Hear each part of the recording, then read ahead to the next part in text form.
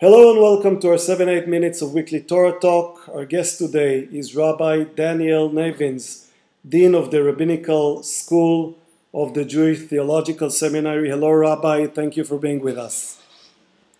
It's a pleasure to be here. Our parsha is Korach. Korach is challenging Moses' leadership and the granting of the priesthood to Aaron.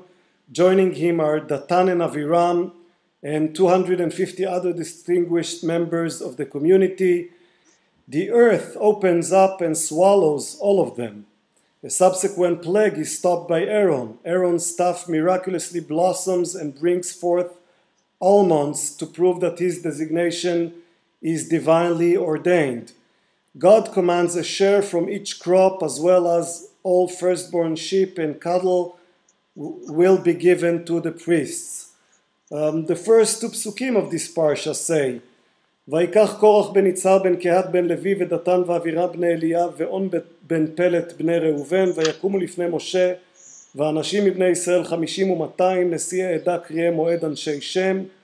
Now Korach, the son of Yitzhar, the son of Kohath, the son of Levi, with Datan and Aviram, the sons of Eliab, and On, the son of Peleth, sons of Reuben, took men, and they rose up in face of Moses with certain of the children of Israel, 250 men.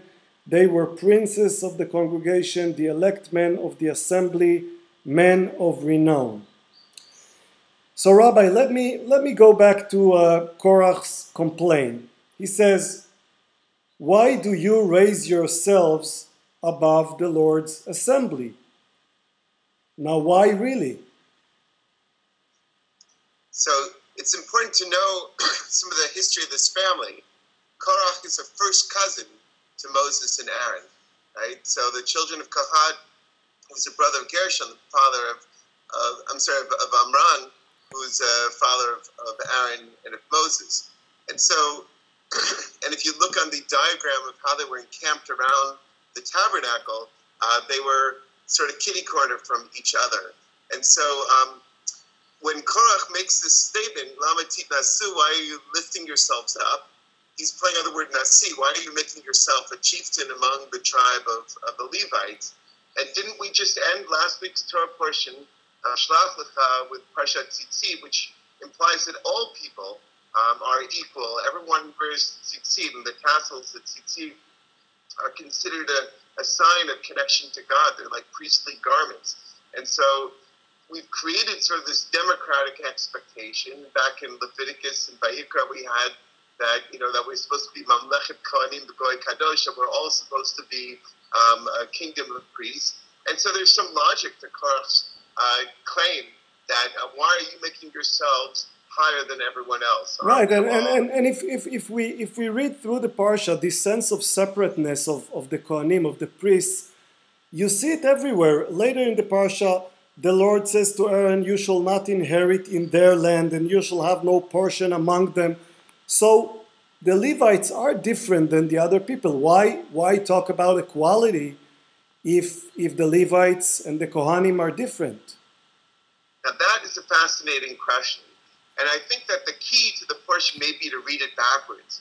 If you start with the end, with chapter 18, then you see that in the beginning of that chapter, it's only Aaron and his sons, right, who get the tithes and have also the dispossession, that they don't have a chelek, that they don't have a portion in the land. Right. But at the end of that chapter, starting with verse 21, we've got a description that the Levites also share in the tithes, and they too are excluded from the apportionment of land, of agricultural land, which is the main nachalah, the main inheritance of the people of Israel. So it seems to me that what's going on here is that you start with a sort of narrow circle, a small circle of the children of Aaron, the Kohanim, and then it gets expanded to the Levites. It's possible that the Korach story exists as sort of an explanation for how it happened that there was an expansion of this privilege, and that the priesthood went from being just one family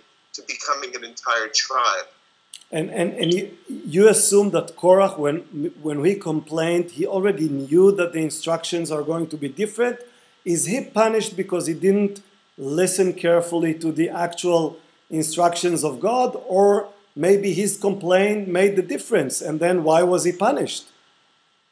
I don't know for sure. I think the second explanation is more compelling to me.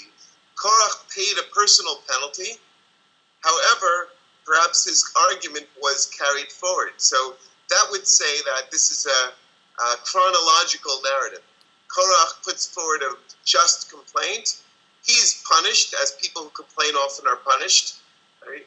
But nevertheless, because his complaint had some justification, a modification of the rule was made.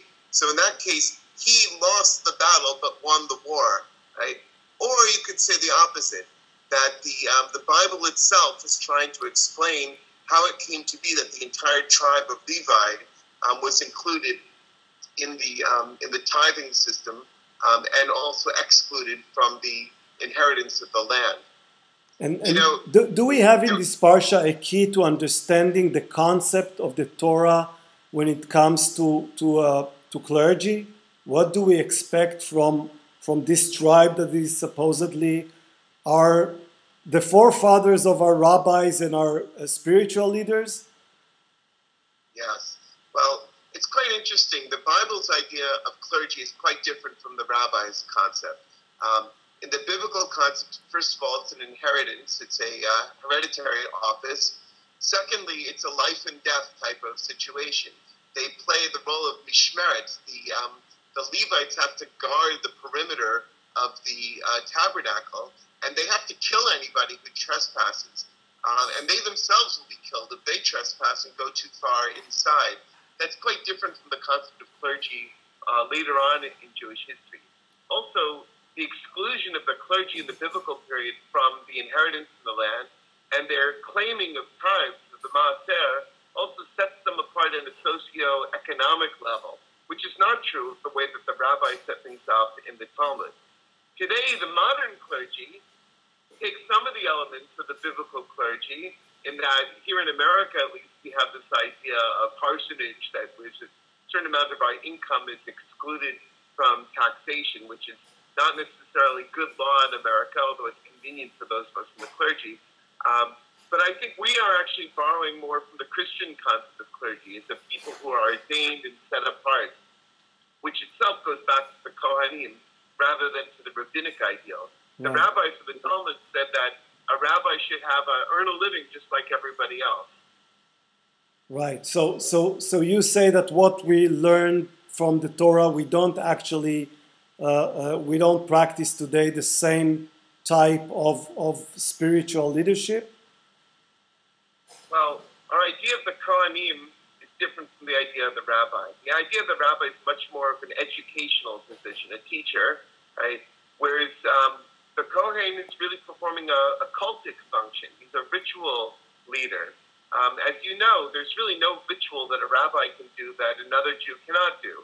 I'm a rabbi. It's true I do weddings and funerals and things like that, but you don't have to be a rabbi to do it. Any Jew who knows the requisite rules is allowed to do it. And so really, Rabbinic Judaism tried to move away from the idea of a formal clergy, certainly of a hereditary office, and towards a more democratic ideal. In a way, Korach's claim that Kol ha'am kulam kiddushim, all the people are holy, was sort of picked up by the rabbis, ironically, and they went with it. It made everybody holy in the study of Torah and the performance of mitzvot. So this is one of the cases in which someone is severely punished for something that they later on catches on. That's right. Isn't it always that way in life? There was a famous movie in the United States, All the President's Men, which had this line, "Follow the money." Have you ever heard that expression, "follow the money"? Of course, right? I did. So it became a famous expression, although I think it started in the movies. And this idea that you have to look at the money to understand what the story is trying to tell. Often you get distracted by all the narrative elements, the earth opening its mouth and swallowing people, all the rebels. But if you actually look at the money trail here, you see that what happens is that a whole tribe of Israel has been excluded from the land. Right? That's a severe price they're paying. Right. And on the other hand, they've been compensated with these special taxes, with the tithes and the first fruits and so on. So what's that all about? It seems like the Torah is giving an explanation about why it is that one tribe of Israel was excluded and given special rights. Apparently it was not such a great deal back then, because the Torah frequently refers to the Ger Yatom Ba'almanah and the Levi, right? The stranger, the widow, the orphan, and the Levite. Apparently they weren't so rich in the biblical period, although later on, you can imagine earning 10% of the people's income was not a bad deal. Yeah, and some of them became even corrupt, as the Talmud later tells us.